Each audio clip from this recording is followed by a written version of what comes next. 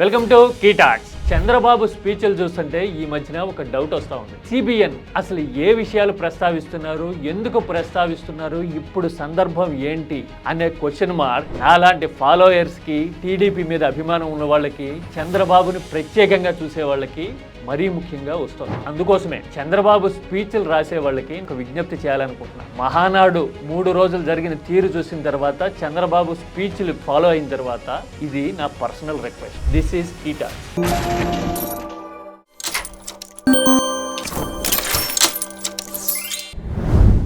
చంద్రబాబు స్పీచ్లో ప్రస్తావిస్తున్న అంశాల మీద చాలా క్వశ్చన్ మార్కులు వస్తూ ఉంటాయి. సపోజ్ చూడండి, మహానాడులో పెద్ద నోట్ల రద్దు గురించి మాట్లాడారు. అన్ని పెద్ద నోట్లన్నీ రద్దు చేయాలని గట్టిగా చప్పట్లు కొట్టి హర్షాన్ని, ఆమోదాన్ని తెలియజేయండి. ఇప్పుడు అసలు ఏం సందర్భం ఉంది? ఆల్రెడీ పెద్ద నోట్లు రద్దు చేశారు. ఆ తర్వాత వచ్చిన పింక్ నోట్లు కూడా మనకు తెలియకుండానే వాపస్ తీసుకున్నారు. ఇప్పుడు మిగిలింది 500 నోట్లే.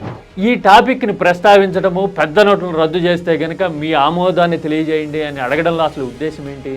ఒక్కటే అనిపిస్తుంది, నరేంద్ర మోడీ పరిపాలనా కాలంలో తీసుకున్న మేజర్ నిర్ణయాల వెనక తన ప్రమేయం ఉంది అని చంద్రబాబు చెప్పాలనుకుంటున్నారు. చెప్పాలనుకున్నప్పుడు మరి తాను గతంలో చేసిన కామెంట్లను కూడా దృష్టిలో పెట్టుకోవాలి కదా.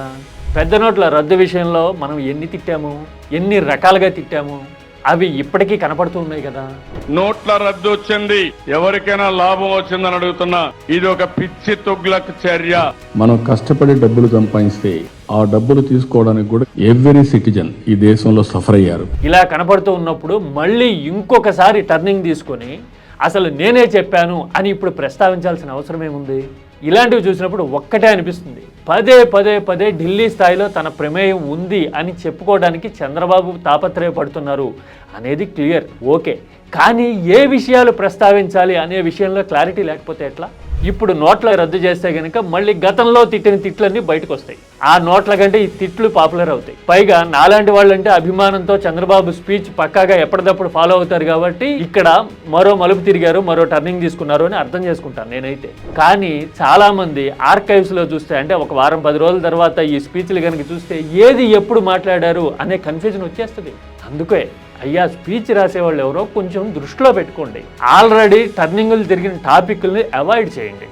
ఎందుకు అంటే ఈ వచ్చే 3-4 ఏళ్ల కాలంలో అయినా ఒక స్ట్రైట్ లైన్ ఉండి కొత్త విషయాలు, విధానపరమైన విషయాలు ప్రస్తావిస్తే కనుక గతంలో తిరిగిన మలుపులు కొంతవరకు అన్నా మర్చిపోయే అవకాశం ఉంటుంది. లేదంటే కనుక ఇక ఒక్కటే దారి, చంద్రబాబే తలుచుకుని సెర్చ్ ఇంజిన్లోనే కాదు జనం మైండ్లో కూడా గతంలో తిట్టిన తిట్లని మర్చిపోయే టెక్నాలజీని తీసుకురావాలి. ఇక ఏమంటారు? This is key talks.